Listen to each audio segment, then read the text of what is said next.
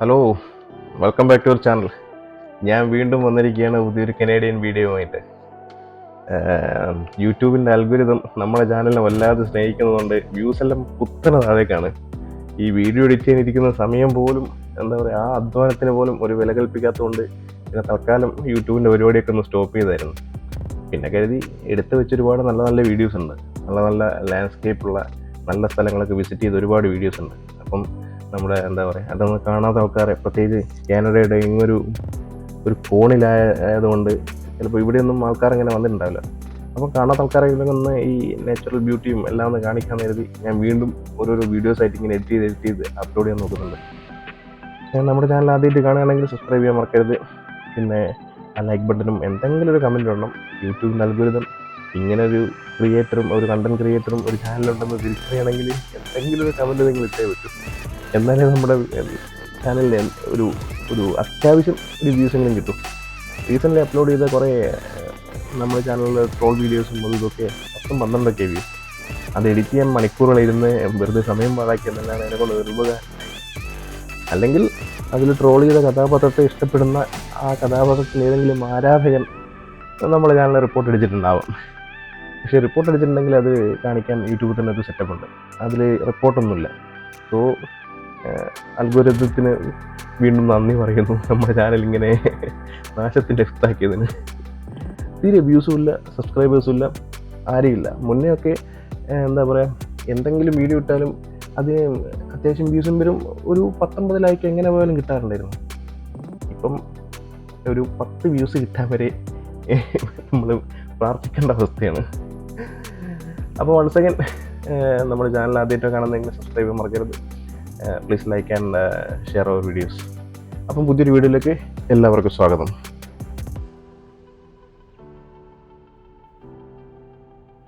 അപ്പോൾ നമ്മുടെ ചാനൽ ആദ്യമായിട്ട് കാണുന്ന ആൾക്കാരാണെങ്കിൽ കാനഡയിലെ നമ്മൾ എവിടെയാണ് താമസിക്കുന്നത് എന്നുള്ളൊരു സംശയം ഉണ്ടാകും. ഞങ്ങൾ താമസിക്കുന്നത് ന്യൂ ഫൗണ്ട് ലാൻഡ് എന്ന് പറയുന്നൊരു പ്രൊവിൻസിലാണ്.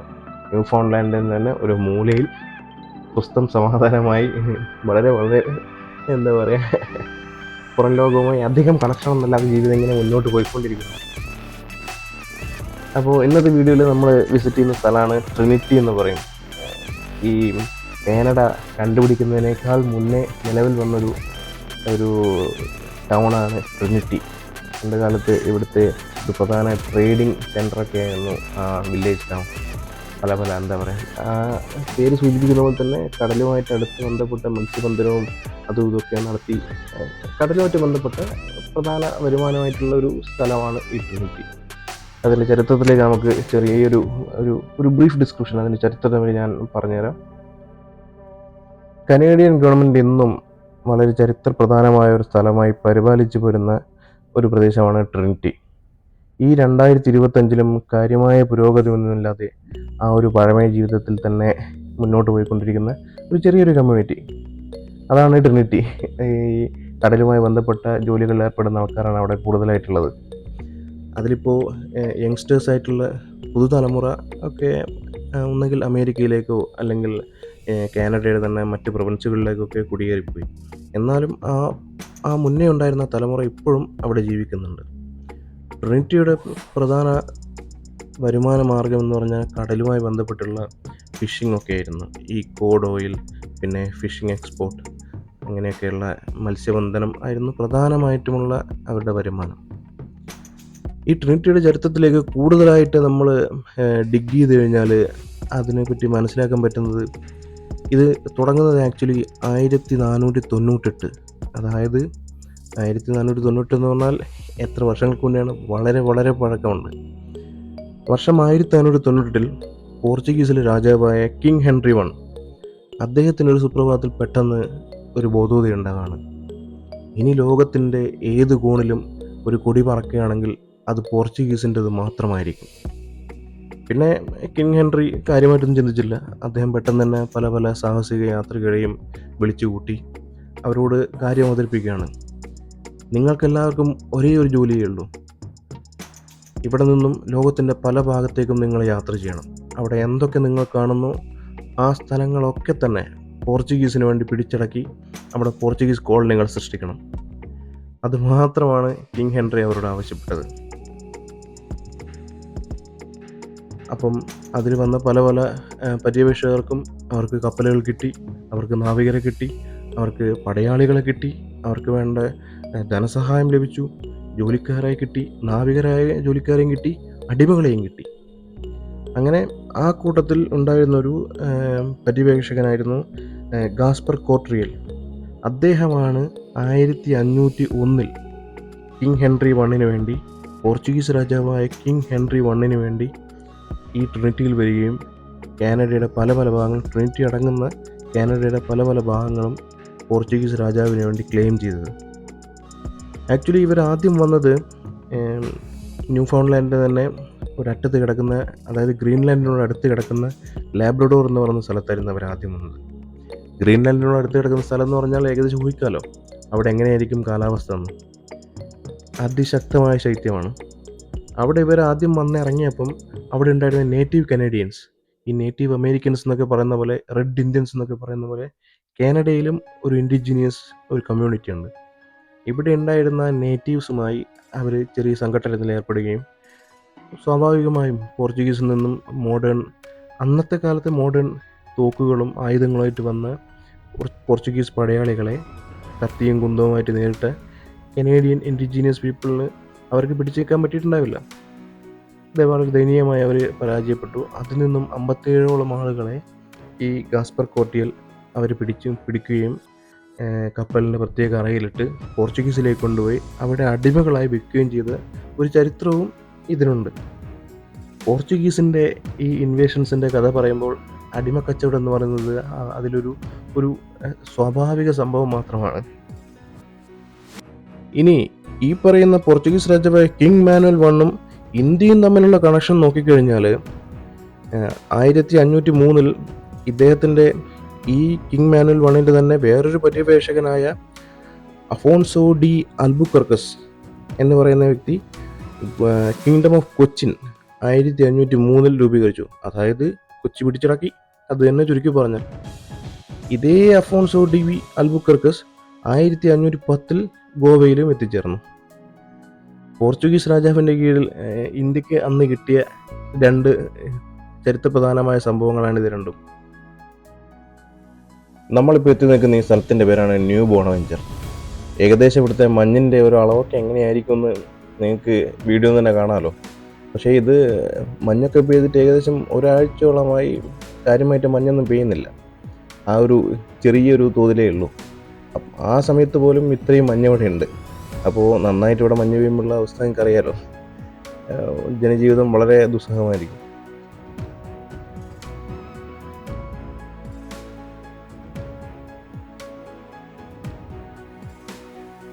കടലിനോട് തൊട്ടടുത്ത് നിൽക്കുന്ന വളരെ മനോഹരമായ ഒരു സ്ഥലമാണിത്. മുന്നേ ഞാൻ ട്രിനിറ്റിയുടെ ചരിത്രം പറഞ്ഞപ്പോൾ 1501 മുതൽ പല സംഘങ്ങളായി കുടിയേറ്റക്കാർ ഇങ്ങോട്ടേക്ക് വന്ന് താമസത്തിനെ പറ്റിയും കുടിയേറിനെ പറ്റിയൊക്കെ പറഞ്ഞു. അങ്ങനെ വന്ന ആൾക്കാർ തന്നെ ഇതിനടുത്ത് മറ്റ് ചില കമ്മ്യൂണിറ്റികൾ കൂടി സ്ഥാപിച്ചിരുന്നു. അതിൽ പ്രധാനപ്പെട്ട ചിലതാണ് കേളീസ് ഹാർബർ, ബ്രിട്ടീഷ് ഹാർബർ, അയർലൻഡ് സൈ എന്നിങ്ങനെയൊക്കെയുള്ള ചില കമ്മ്യൂണിറ്റികൾ കൂടെ ഉണ്ട്. അവിടെ നിന്നൊക്കെ ആളുകൾ കൂട്ടം കൂട്ടമായിട്ട് കൂടുതൽ ഉള്ളിലേക്ക്, കാനഡയുടെ ഉള്ളിലേക്ക് വന്ന് ഈ ന്യൂ ബോണവെഞ്ചർ എന്ന സ്ഥലത്തായിരുന്നു സ്ഥിരതാമസമാക്കിയിരുന്നത്.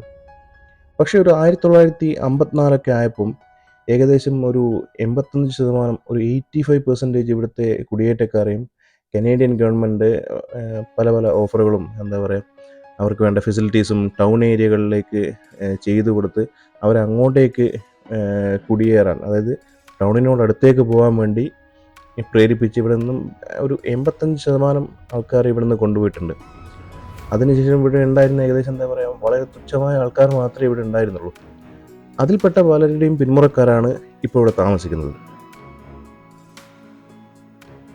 ഇവിടെ നിന്നുമാണ് ഞാൻ മുന്നേ പറഞ്ഞ ബ്രിട്ടീഷ് ഐലൻഡ്സിലേക്കും അയർലൻഡ് സൈഡിലേക്കും ഒക്കെയുള്ള ട്രെയിൽ സ്റ്റാർട്ട് ചെയ്യുന്നത്. പഴയ കാലത്ത് നടന്നു പോയിക്കൊണ്ടിരുന്ന വഴികൾ, പല പല ചരിത്ര സംഭവങ്ങളും നടന്ന, പല ചരിത്ര സ്മാരകങ്ങളുമുള്ള കുറച്ച് കിലോമീറ്ററുകൾ നടന്നു പോകാനുള്ള ഒരു ട്രെയിലാണിത്. ഇവിടെ കൃത്യമായിട്ട് എഴുതി വെച്ചിട്ടുണ്ട് നിങ്ങളെ റിസ്കിൽ തന്നെ പോകണം എന്നുള്ളത്. കാരണം കുറച്ച് ഡേഞ്ചറസ് ആയ സിറ്റുവേഷൻ ആയിരിക്കും. പിന്നെ അത്യാവശ്യം വന്യമൃഗങ്ങളായിട്ട്, മൂസ് അല്ലെങ്കിൽ കരീബു അതുപോലത്തെ ജീവികളൊക്കെ കാണാം. ഈ കരീബു എന്ന് പറഞ്ഞാൽ മൂസിൻ്റെ തന്നെ ഒരു വെറൈറ്റി, പക്ഷേ അതിൻ്റെ സ്കിൻ കളറ് വൈറ്റ് ആയിരിക്കും.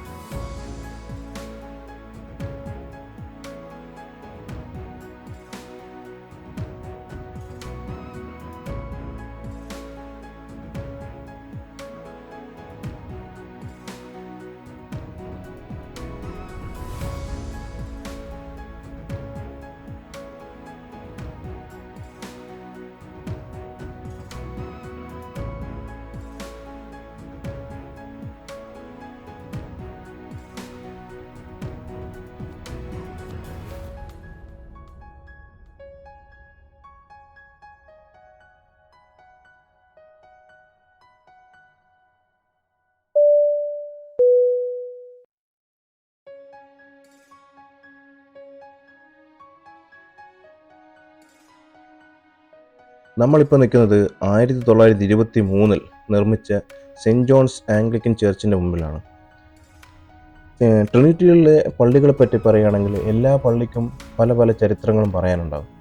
അതിൻ്റെ പള്ളിയുടെ അകത്ത് പോയി കഴിഞ്ഞാൽ നമുക്കൊരു സ്റ്റെയിൻ ഗ്ലാസ് വിൻഡോയോ അല്ലെങ്കിൽ ഒരു പീസ് ഓഫ് ഫർണിച്ചറോ എന്തെങ്കിലും ഒരു ചരിത്രം കൊത്തിവെച്ച ഒരു മെമ്മോറിയൽ അവിടെ ഉണ്ടാവും.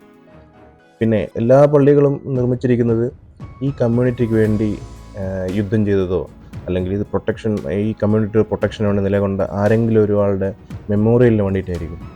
നമ്മളിപ്പം തന്നെ ഈ സെൻറ്റ് ജോൺസ് ആംഗ്ലിക്കൻ ചർച്ചിൻ്റെ പരിസരത്ത് നോക്കിക്കഴിഞ്ഞാൽ ഒരുപാട് വാർ മെമ്മോറിയൽസ് കാണാം. പലരും ഒന്നാം ലോക മഹായുദ്ധത്തിൽ മരണപ്പെട്ടുപോയ മകന് വേണ്ടി പിതാവ് നിർമ്മിച്ച ശിലാഫലകങ്ങളും അവരുടെ മെമ്മോറിയലിന് വേണ്ടി എഴുതി വെച്ച പല പല കൊത്തുപണികളും കാണാം. ആക്ച്വലി ഈ പള്ളിക്കുള്ളിലും ജീസസ് ക്രൈസ്റ്റിൻ്റെ ക്രോസിന് താഴെ ഒരു മിലിറ്ററി യൂണിഫോമുള്ള പട്ടാളക്കാരുണ്ടെന്നാണ് പറയപ്പെടുന്നത്. അത് കാണാൻ വേണ്ടിയായിരുന്നു ഞങ്ങൾ ഇങ്ങോട്ട് നിന്ന് വന്നത്. അൺഫോർച്ചുനേറ്റ്ലി പള്ളി ക്ലോസ്ഡ് ആണ്, ഉള്ളിലേക്ക് കയറാനുള്ളൊരു വഴിയുമില്ല. അപ്പോൾ അതിനു വേണ്ടി മറ്റൊരു ദിവസം വരാമെന്ന് വിചാരിക്കുന്നു. എന്തായാലും ഈ പള്ളിയുടെ പരിസരമൊക്കെ നോക്കുകയാണെങ്കിൽ വളരെ കാം ആൻഡ് ക്വയറ്റാണ്. ഒരു മനസ്സിനൊരു കുളിർമ തരുന്ന പോലെയുള്ളൊരു അന്തരീക്ഷമാണ് ഇവിടെ ഉള്ളത്. അതേപോലെ തന്നെ ഇവിടുത്തെ പ്രാർത്ഥനകളും കേൾക്കാൻ നല്ല ഇമ്പമുള്ള ക്രിസ്തീയ ഭക്തിഗാനങ്ങളൊക്കെയായി നല്ല ഒരു ഹോളി അറ്റ്മോസ്ഫിയറാണ് ഇതിന് ചുറ്റും. സെൻറ്റ് ജോൺ ആംഗ്ലിക്കൻ ചർച്ചിൻ്റെ വിശേഷങ്ങളെല്ലാം കണ്ട് ഇനി നമ്മൾ പോകുന്നത് വേറൊരു ചരിത്രപ്രധാനമായ സ്ഥലത്തേക്കാണ്. ഇവിടെ ഒരു ട്രിനിറ്റിയിൽ തന്നെ വളരെ ഫേമസായ വളരെ പഴക്കമുള്ളൊരു ലൈറ്റ് ഹൗസ് ഉണ്ട്. ലൈറ്റ് ഹൗസ് എന്താണെന്ന് അറിയില്ലോ, പണ്ട് കാലങ്ങളിൽ കപ്പലുകൾക്ക് വഴികാട്ടിക്കൊണ്ടിരുന്ന സ്ഥലമായിരുന്നു. അപ്പം ഇനി നമ്മുടെ യാത്ര അങ്ങോട്ടേക്കാണ്. ലൈറ്റ് ഹൗസിൻ്റെ കാഴ്ചകൾക്ക് മുമ്പേ നമുക്ക് അടിപൊളി ഒരു ഡ്രോൺ ഷോട്ട് കണ്ടിട്ട് വരാം. ട്രിനിറ്റിയുടെ നല്ല മനോഹരമായ ഒരു ഡ്രോൺ ഷോട്ട്.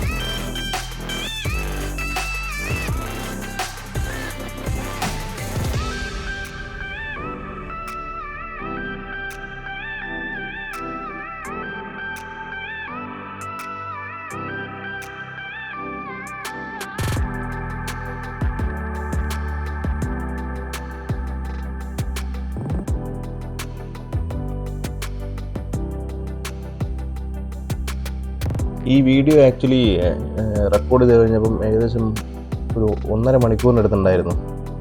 അത് പല സീൻസും ഫാസ്റ്റ് ഫോർവേഡ് ചെയ്തു, പലതും കട്ട് ചെയ്തു. പക്ഷേ ഒന്നും കട്ട് ചെയ്യാൻ തോന്നുന്നില്ല. ഇത് അത്രയും സീനിക്കായ ഒരു സ്ഥലമാണ് ഈ ട്രിനിറ്റി, പ്രത്യേകിച്ച് ഈ വിൻ്റർ സീസണിൽ. നമ്മളിപ്പോൾ പോകുന്ന റോഡിൻ്റെ ലെഫ്റ്റ് സൈഡിൽ ഒരു ലേക്കാണുള്ളത്. അത് കംപ്ലീറ്റ്ലി ഫ്രോസണായി ഐസ് കട്ടയൊക്കെ കിടക്കുകയാണ്. ഇന്നിപ്പോൾ ഒരു വർക്കിംഗ് ഡേ കൊണ്ടായിരിക്കാം അതിൻ്റെ മുകളിൽ കാര്യമായിട്ട് സ്നോ സ്കേറ്റിങ്ങും കാര്യങ്ങളൊന്നും കാണുന്നില്ല. ചിലപ്പം കുട്ടികളൊക്കെ സ്കൂളിൽ പോയ ടൈം ആയതുകൊണ്ടായിരിക്കാം ആരുമില്ല. അല്ലെങ്കിൽ അതിൻ്റെ മുകളിൽ നമുക്ക് നന്നായിട്ട് സ്കേറ്റ് ചെയ്യുന്നതും മറ്റേ എന്താ പറയുക ഈ ഐസ് ഫിഷിങ്ങും അങ്ങനെയുള്ള പല പല സംഗതികളും നമുക്ക് കാണാറുണ്ട്. ലൈറ്റ് ഹൗസിലേക്ക് നിങ്ങൾ പോകാൻ ഉദ്ദേശിക്കുന്നുണ്ടെങ്കിൽ മാക്സിമം ഒരു 4-wheel ഡ്രൈവ് ടൈപ്പ് വണ്ടി കൊണ്ട് വരാൻ ശ്രമിക്കും. കാരണം അങ്ങോട്ടേക്കുള്ള റോഡ് അത്യാവശ്യം ഓഫ് റോഡ് ടൈപ്പാണ്, ഗ്രാവൽ റോഡുമാണ്. പിന്നെ ഐസ് ഉണ്ടെങ്കിൽ അറിയാമല്ലോ, ബ്ലാക്ക് ഐസ് ആയിരിക്കും. മിക്കവാറും റോഡിൽ കട്ട് ചെയ്ത് നിന്ന് ടയർ സ്ലിപ്പായിക്കൊണ്ടേയിരിക്കും. മാക്സിമം 4-wheel ഡ്രൈവ് എൻഗേജ് ചെയ്ത് ഒരു ട്രാക്ഷൻ പിടിച്ച് പോകാനുള്ള ശ്രമം നടത്തുക. പിന്നെ സ്ലിപ്പായി കഴിഞ്ഞാൽ റെസ്ക്യൂ ചെയ്യാനൊക്കെ, ഇത് ന്യൂ ഫോൺ ലാൻഡാണ്, റെസ്ക്യൂ ചെയ്യാനൊക്കെ ആൾ വരണമെങ്കിൽ ചിലപ്പോൾ മണിക്കൂറുകൾ എടുക്കും. പ്രത്യേകിച്ച് ട്രിനിറ്റിയിൽ ഒരു അത്യാവശ്യത്തിന് ആംബുലൻസ് വിളിച്ചാൽ പോലും ചിലപ്പോൾ വന്നില്ല എന്ന് വരും. അങ്ങനത്തെയൊക്കെയുള്ളൊരു സെറ്റപ്പാണ് ഇവിടെ ഉള്ളത്. നമ്മളിന്ന് അങ്ങോട്ട് പോയപ്പോൾ ഉണ്ടായ ഒരു പോസിറ്റീവ് സൈഡ് എന്ന് പറഞ്ഞാൽ ഇന്ന് നല്ല സണ്ണി ഡേ ആയിരുന്നു. സ്നോ ഒട്ടും തന്നെ വീഴുന്നില്ലായിരുന്നു. അതുകൊണ്ട് തന്നെ അത്യാവശ്യം ഗ്ലാസും സൺറൂഫൊക്കെ ഓപ്പൺ ചെയ്തിട്ട് വണ്ടി ഓടിക്കാൻ പറ്റി. പിന്നെ കാറ്റും കുറവായിരുന്നു. സാധാരണ ഇവിടെ നല്ല കാറ്റായിരിക്കും. ഇപ്പം ആൽബർട്ടയിലൊക്കെ പോയി കഴിഞ്ഞാൽ ആളുകൾ പറയും ഇവിടെ -40°C -30°C. ന്യൂ ഫോൺ ലാൻഡിൽ അത്രയില്ല. ന്യൂ ഫോൺ ലാൻഡിൽ -10 ഒക്കെ വരും. പക്ഷേ ന്യൂ ഫോൺ ലാൻഡിൽ ഒരു കടലിനോട് ചേർന്ന് കിടക്കുന്ന സ്ഥലമാണ്, അതിശക്തമായ കാറ്റാണ്. ഇവിടെ കാറ്റടിക്കുമ്പം ഒരു -10°C അതിൻ്റെ കൂടെ നല്ല കാറ്റും അടിക്കുമ്പോൾ ഉണ്ടാകുന്ന തണുപ്പും ആൽബർട്ടയിൽ -40 ഉണ്ടാകുന്ന തണുപ്പും രണ്ടാണ്. -40 ജീവിക്കുന്നതിനും കുറച്ചും കൂടി എളുപ്പം തോന്നും. പിന്നെ ഇത്രയും സമയം ഈ ട്രിനിറ്റിയിൽ ഈ ബോണവെഞ്ചറിലും ഓൾഡ് ബോണവെഞ്ചറിലും പോയി ന്യൂ ബോണവെഞ്ചറിലും പോയി അതിനിടയിൽ പല പല കാടിലൂടെയും കയറി ഇറങ്ങിപ്പോയി. എന്നിട്ടും ഇപ്പോൾ ലൈറ്റ് ഹൗസിലേക്ക് പോയിക്കൊണ്ടിരിക്കുന്നു. ഇത്രയും സമയമായിട്ടും ഒരു മനുഷ്യനെ പോലും റോഡിലൊന്നും കാണാനില്ല. അതൊരു പ്രത്യേക സംഭവമാണ്. പിന്നെ കുറച്ചുകൂടി മുന്നോട്ട് പോയപ്പം ലൈറ്റ് ഹൗസിൻ്റെ സ്റ്റാറ്റസ് നോക്കിയപ്പം അവിടെ ക്ലോസ്ഡ് ആണ്. കാരണം ഈ റോഡ് എൻഡ് ചെയ്യുന്ന സ്ഥലത്ത് ഒരു ജംഗ്ഷൻ പോലൊരു സ്ഥലത്താണ് എൻഡ് ചെയ്യുക. അതായത് അവിടുന്ന് പല പല റോഡുകൾ പിരിഞ്ഞു പോവുകയാണ്. പലതും കാട്ടിനുള്ളിലേക്ക് ട്രെയിലായിട്ടാണ് പോകുന്നത്. പിന്നെ ഒന്ന് ലൈറ്റ് ഹൗസിലേക്ക് പോകുന്നു. അപ്പം ലൈറ്റ് ഹൗസും ആ ജംഗ്ഷൻ മുതൽ ലൈറ്റ് ഹൗസ് വരെയുള്ള സ്ഥലത്ത് സ്നോ ഒട്ടും തന്നെ റിമൂവ് ചെയ്തിട്ടില്ല. അത് നല്ല കട്ടിയായിട്ട് ഇങ്ങനെ സ്നോ കിടക്കുകയാണ്. അപ്പോൾ അതുകൊണ്ട് തന്നെ ലൈറ്റ് ഹൗസ് ക്ലോസ്ഡ് എന്നുള്ളൊരു ബോർഡ് അവിടെ ഉണ്ടായിരുന്നു. അപ്പോൾ ഇന്നത്തെ യാത്ര വെറുതെ ആയെന്നുള്ളത് പറയണ്ടല്ലോ. നമ്മൾ സെൻറ്റ് ജോൺസ് ആംഗ്ലിക്കൻ ചേർച്ചിൽ പോയി, ചേർച്ച് ക്ലോസ്ഡ് ആണ്. ലൈറ്റ് ഹൗസിലേക്ക് വന്ന് ലൈറ്റ് ഹൗസിൻ്റെ റോഡിൽ സ്നോ റിമൂവ് ചെയ്തിട്ടില്ല. അപ്പം ശരിക്കും പറഞ്ഞാൽ ഈ ലാൻഡ്സ്കേപ്പ് ഒക്കെ കണ്ട് തിരിച്ചു പോകാന്നുള്ളൊരു മൂഡിലാണ് ഞങ്ങളിപ്പോൾ നിൽക്കുന്നത്. കാരണം അങ്ങോട്ട് പോയിട്ട് വലിയ കാര്യമില്ല. എന്നാലും നമ്മൾ അവസാനം ആ എൻഡ് വരെ പോയി ലൈറ്റ് ഹൗസ് വരെ ഒന്ന് നടക്കാൻ ശ്രമിക്കാം. നടന്നാലും എത്തില്ല, അത് അവിടെ നിന്ന് ഇനി കിലോമീറ്ററുകളുണ്ട്. പിന്നെ വണ്ടി പോകാൻ പറ്റുകയാണെങ്കിൽ നമ്മൾ വണ്ടി കയറ്റി പോകും. പറ്റില്ല എന്നാണെങ്കിൽ വണ്ടി നിർത്താനോടെ പാർക്ക് ചെയ്ത് കുറച്ച് പേര് നടന്ന് തിരിച്ചു പോരാന്നുള്ള പ്ലാനിലാണ്.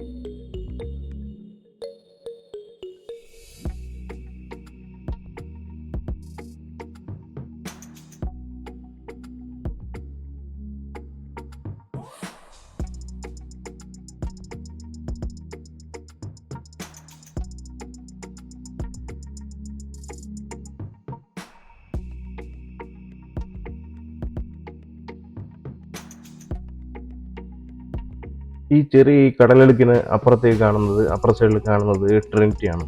ട്രിനിറ്റിയുള്ള വീടുകളും കാര്യങ്ങളൊക്കെയാണ് അപ്പുറ സൈഡിൽ കാണാനുള്ളത്.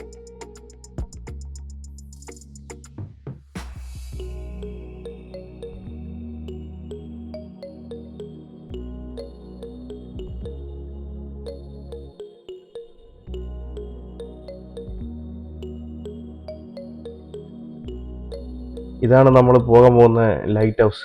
പോകാൻ പോകുന്നതെന്ന് പറയുന്നില്ല, പറ്റുവാണെങ്കിൽ പോകുന്ന ലൈറ്റ് ഹൗസ്. സൂം ചെയ്ത് കാണിക്കുമ്പോൾ തന്നെ അറിയാമല്ലോ അത് എത്ര ദൂരെയാണ് ഉള്ളതെന്ന്. അതങ്ങ് വളരെ ദൂരെയുള്ളത്. സൂം ചെയ്തുകൊണ്ട് തന്നെ ഒരു ചെറിയൊരു സെറ്റപ്പ് പോലെ നമുക്ക് ഇവിടുന്ന് നോക്കുമ്പോൾ കാണുന്നുള്ളൂ. പക്ഷേ അത് വിചാരിച്ച പോലെ അത്ര ചെറുതൊന്നുമല്ല, നല്ല സൈസുള്ള സാധനമാണ്.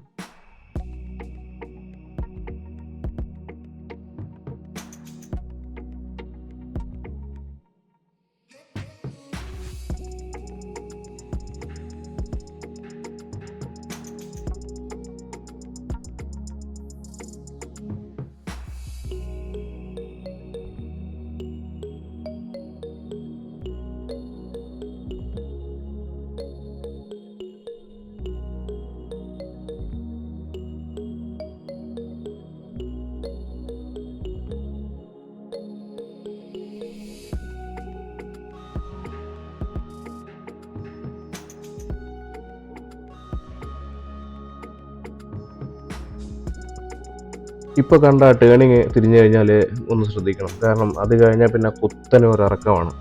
വീഡിയോയിലായതുകൊണ്ട് അതിൻ്റെ ഒരു ഭീകരത ഫീൽ ചെയ്യുന്നില്ല, പക്ഷേ അതൊരു കുത്തനെയുള്ള ഇറക്കമാണ്. ഒരു ബ്രിഡ്ജിൻ്റെ മേലെ കൂടി താഴേക്ക് ഇറങ്ങി പോകുന്നതാണ് ഇപ്പോൾ ഉള്ളത് സീൻ.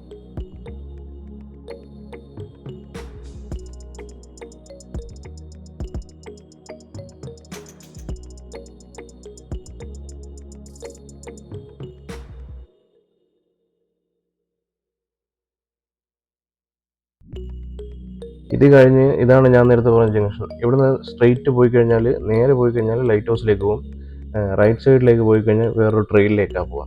അതും ഈ പറഞ്ഞ പോലെ കുറച്ച് ദൂരം പോയി വണ്ടി പാർക്ക് ചെയ്ത് പിന്നെ ഒരു എന്താ പറയുക, നമ്മുടെ എക്യുപ്മെൻറ്റ്സ് ഒക്കെ എടുത്ത് ടെൻറ്റ്, മാറ്റ്, പിന്നെ കുക്ക് ചെയ്യാനുള്ള അത്യാവശ്യ സാധനങ്ങൾ, പിന്നെ എന്തെങ്കിലും ഒരു ആയുധം, ഒരു ആക്സോ അല്ലെങ്കിൽ ഒരു കത്തി എന്തായാലും പോരാ, ആക്സ് തന്നെ വേണം. അതൊക്കെ എടുത്ത് നമുക്ക് നല്ല വിശാലമായി കിലോമീറ്ററുകളോളം നടന്ന് പോകാൻ പറ്റിയൊരു നല്ല അടിപൊളി ഒരു വാക്കിംഗ് ട്രെയിലാണ് ഇവിടുന്ന് റൈറ്റ് സൈഡിലേക്ക് പോകാൻ. നമ്മളിപ്പോൾ ഇത് റോഡ് സൈഡിൽ നിന്ന് നോക്കുന്നുണ്ടായിരിക്കാം ഒന്നും കാണാത്തത്. ആക്ച്വലി ഇതിൻ്റെ ഉള്ളിലൊക്കെ ഒരുപാട് ആൾക്കാർ ടെൻ്റ് അടിച്ച് ക്യാമ്പ് ചെയ്യുന്നതും പിന്നെ അത്യാവശ്യം ഹെവിലി മോഡിഫൈ ചെയ്ത് 4x4 വണ്ടികളും കൊണ്ട് ഇതിൻ്റെ അകത്തേക്ക് കയറിപ്പോകുന്ന ആൾക്കാരും അങ്ങനെ പലരും ഉണ്ട്. മഞ്ഞ് വീഴുന്നതിന് മുമ്പേ തന്നെ അവരവരുടെ വണ്ടികളും, അതായത് ടെൻറ്റ് സെറ്റപ്പ് എല്ലാമായി ഇതിൻ്റെ അകത്തേക്ക് പോകും. അവിടെ ഒന്നെങ്കിൽ ക്യാബിനടിച്ച് അവിടെ കിടക്കും, അല്ലെങ്കിൽ സ്വന്തമായി പ്രൈവറ്റ് ക്യാബിനുള്ള ആൾക്കാരുണ്ടാകും. അവിടെ ഹണ്ടിങ്ങും ഫ്രീസറും അത്യാവശ്യം പിടിക്കുന്ന സാധനങ്ങളൊക്കെ അവിടെ നിന്ന് തന്നെ സ്ലോട്ടർ ചെയ്ത് സ്കിന്നൊക്കെ റിമൂവ് ചെയ്ത് അതൊക്കെ അടുത്ത സമ്മർ സീസണിലേക്ക് വേണ്ടി സ്റ്റോർ ചെയ്യുന്നതും അങ്ങനത്തെ പല പല പരിപാടികളും ഇവിടെ നടക്കുന്നുണ്ടാകും. ഇവിടെ തന്നെ ഈ ഇത്രയും ഈ റിമോട്ട് ഏരിയയിൽ പോലും ഒരു റിയൽ എസ്റ്റേറ്റ് കമ്പനിയുടെ ബോർഡ് അവിടെ ഉണ്ട്, ഇവിടെ സ്ഥലം വിൽപ്പനയ്ക്ക് ഉണ്ട് എന്ന് പറഞ്ഞിട്ട്. അപ്പോൾ പിന്നെ പറയണ്ടല്ലോ എന്താ അവിടെ നടക്കുന്നത് എന്നുള്ളത്.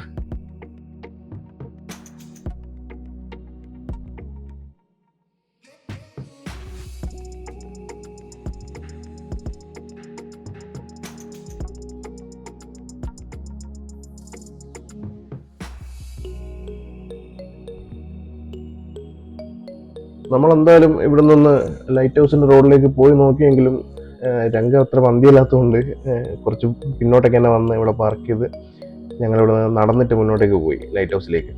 പക്ഷെ അതും അധിക ദൂരം അങ്ങോട്ടേക്ക് പോയില്ല. കുറച്ച് ദൂരം പോയപ്പോൾ തന്നെ ഐസൊക്കെ എന്താ പറയുക, ദിവസങ്ങളായി അവിടെ നിന്ന് ഐസ് മൂവ് ചെയ്തിട്ട് അത് ചവിട്ടുമ്പോൾ തന്നെ ആ ഐസ് ക്രാക്ക് ചെയ്യുന്ന പോലത്തെ ഒരു സൗണ്ടാണ് വരുന്നത്. മറ്റൊരു സ്ഥലത്തുള്ള പോലെ ഒരു സോഫ്റ്റ് ഐസ് അല്ല അവിടെ ഉള്ളത്. അപ്പോൾ എന്താ പറയുക, ഒരു ഡേഞ്ചറസ് സിറ്റുവേഷനാണ് മുന്നോട്ടേക്കുള്ളത്. ഇനിയും സ്നോ ഒക്കെ മാറി എല്ലാം ഉരുകി പോയതിന് ശേഷം നമുക്ക് വീണ്ടും തിരിച്ചങ്ങോട്ട് വരാമല്ലോ. ഇവിടെ ഒന്ന് രണ്ട് കാണാൻ ബാക്കി വെച്ച കാഴ്ചകൾ വീണ്ടും കാണാനും അത് വീഡിയോ ആക്കി നമ്മുടെ വ്യൂവേഴ്സിൻ്റെ മുന്നിലേക്ക് എത്തിക്കാനും വേണ്ടി തീർച്ചയായിട്ടും വീണ്ടും തിരിച്ചു വരുന്നതായിരിക്കും കൊണ്ട്.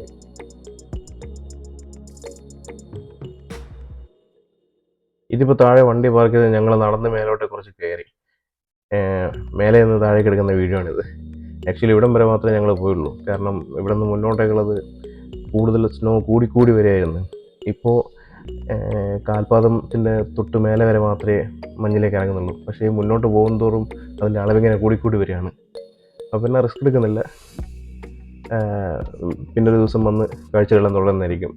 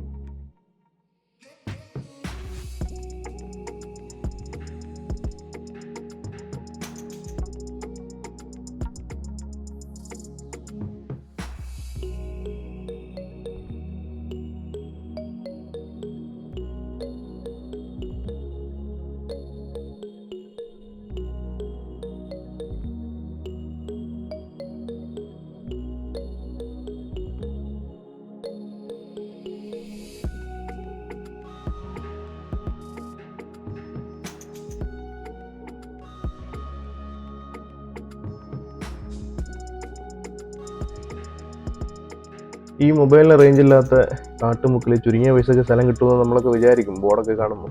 പക്ഷേ വിചാരിച്ച പോലെയല്ല, പൊന്നും വിലയാണ്. കാരണം അതുപോലത്തെ ലാൻഡ്സ്കേപ്പും സീനറിയും ഉള്ളൊരു സ്ഥലമാണ്. ഇതിൻ്റെ ഓപ്പോസിറ്റ് സൈഡിലൊരു വില്ലയോ ഒരു ക്യാബിനോ കെട്ടിക്കഴിഞ്ഞാൽ എന്തായിരിക്കും ഡെയിലി രാവിലെ കാണുന്ന കാഴ്ച? പുറത്ത് പുഴയായിരിക്കും, ട്രിനിറ്റിയുടെ കംപ്ലീറ്റ് സീനറി ഉണ്ടാവും, പിന്നെ സ്നോ ഒക്കെ വന്നു കഴിഞ്ഞാൽ അതിമനോഹരമായിരിക്കും. പിന്നെ ഒരു പ്രോബ്ലം ഉള്ളത്, സാധാരണ ജനജീവിതത്തിൽ നിന്നും കുറച്ച് ഐസൊലേറ്റഡ് ആയിരിക്കും. ഇപ്പം എന്തെങ്കിലും ഒരു ഗ്രോസറീസ് ഒക്കെ വാങ്ങിക്കാൻ വാൾമാർട്ടിലൊക്കെ പോകണമെങ്കിൽ ഒരു 2 hours 3 hours ഡ്രൈവ് ചെയ്ത് വേണം പോകേണ്ടി വരിക. അങ്ങനെയൊക്കെ ചില ബുദ്ധിമുട്ടുണ്ട്. പിന്നെ മൊബൈലിൻ്റെ റേഞ്ച് നോക്കേ വേണ്ട, ഇൻ്റർനെറ്റ് കണക്ഷൻ അത് പിന്നെ പറയാൻ വേണ്ട. അങ്ങനെയൊക്കെയുള്ള ചില ഇതൊക്കെയുണ്ട്. പക്ഷേ ആ ജീവിതം ഇഷ്ടപ്പെടുന്ന ഒരുപാട് ആളുകളുണ്ട്. അവർക്കൊക്കെ വന്ന് താമസിക്കാൻ പറ്റിയ സ്ഥലമാണ്.